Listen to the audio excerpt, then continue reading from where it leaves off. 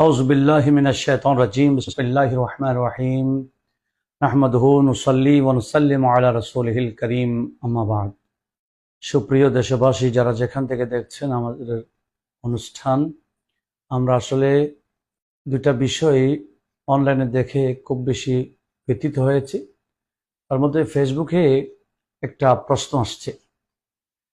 প্রশ্ন হচ্ছে, পায়ে হাত দিয়ে সালাম করা নিয়ে ইসলাম কি বলে, প্রশ্ন করেছেন।